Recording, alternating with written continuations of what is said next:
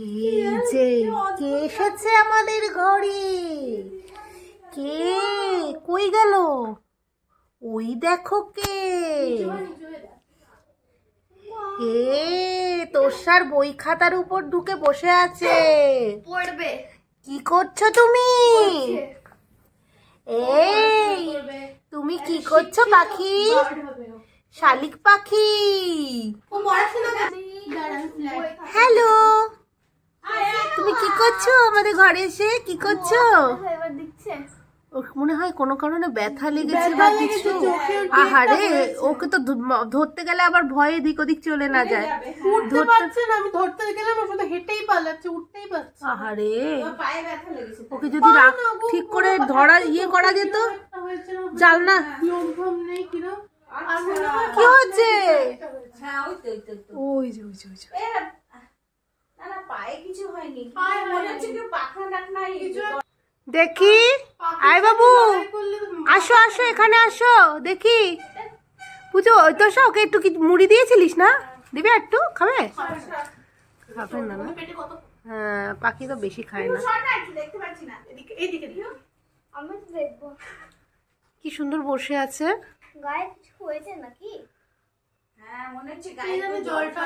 জল পড়েছে। হ্যাঁ, কুকুর না, বিড়ালের কথা ভাবছি। আমাদের কুকুর কিছু করবে না, বাইরের কুকুর তো আবার ইয়ে করবে। আসো, থাকবে? তুমি থাকবে আমাদের বাড়িতে? থাকবে কি গো? থাকবে তুমি? তোমার কি ব্যথা লেগেছে? খুব ব্যথা লেগেছে? কোথায় লেগেছে বুঝতেও তো পাচ্ছি না। তোকে তো ধরতেও ভয় লাগছে। তুই এদিক ওদিক চলে যাবি, আবার বাইরে কুকুর টুকুর থাকলে কি করে দেবে তার নাই ঠিক। একবার ধরতে পারলে ধরে দেখতে পারতাম যে কোথায় লেগেছে। অ্যাটলিস্ট হলুদ টলুদ যদি দিয়ে দেওয়া যেত।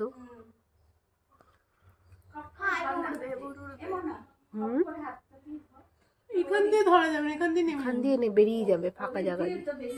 আগে না জানলাটা বন্ধ করে দিতে হবে, একবার ঢুকুক এই ভিতরের দিকে।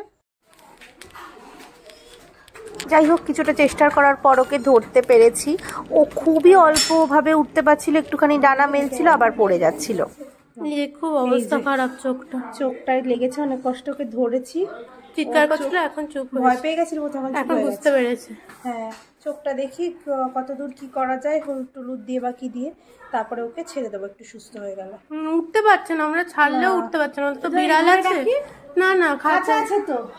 ও যেহেতু আহত ছিল, তাই আমরা মনে করলাম ওকে বাইরে এই অবস্থায় রাখলেও তো হাঁটতেও পারছে না, উঠতেও পারছে না, ওকে কুকুর বিড়ালে কামড়ে দিত বা খেয়ে ফেলতো, কিছু করে ফেলতো। তাই জন্য ভেবেছিলাম ওকে 2-3 দিন আমাদের বাড়িতে রেখে তারপর একটু সুস্থ হলে ওকে ছেড়ে দেব। আর সেই জন্য ওই খাঁচাটা নিয়ে আসলাম। ওই খাঁচাটা হচ্ছে আমাদের খরগোশের খাঁচা। তো যেই খরগোশ এখন আর নেই, তো সেই খাঁচাটা আর কি পরিষ্কার করে ওকে ভাবলাম এখানেই কিছুদিন রাখবো। তারপরে ওর চোখের এই জায়গাটা লেগেছিল, সেই জায়গাটাও একটু মলম টলম দিয়ে দিলাম। আর ওর মধ্যে একটা পাতলা কাপড় পেতে এবার ওকে রাখার জন্য ব্যবস্থা।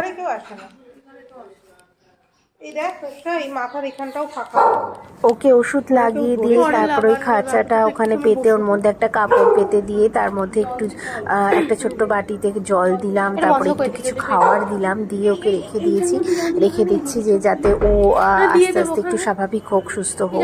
ওকে তারপরে একটু ঠিক হলে আমরা ছেড়ে দেবো।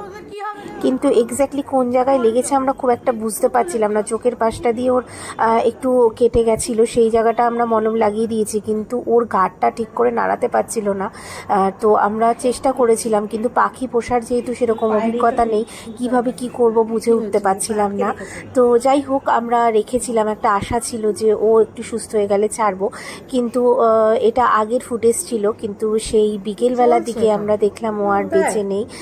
তো জানি না কেন, ওর এক্স্যাক্টলি ভিতরে হয়তো কোনো আঘাত ছিল যার জন্য ও বাঁচতে পারলো না। ওর ঘাড়টায় হয়তো অন্য কোনো প্রাণী ওকে এমনভাবে ধরেছিল যে ওর ঘাড়ের দিকটায় লেগেছিল। আগেও এরকম কয়েকবার বিভিন্ন আহত পাখি আমরা উদ্ধার করেছিলাম, তাদের 2-3 দিন রেখে খাইয়ে ওষুধ দিয়ে সুস্থ করেছিলাম, তাদের সুস্থ করে আবার বাইরের জগতে ফিরিয়ে দিতে পেরেছিলাম। বাট এবার পারলাম না, তার জন্য মনটা একটু খারাপ হয়ে গেল।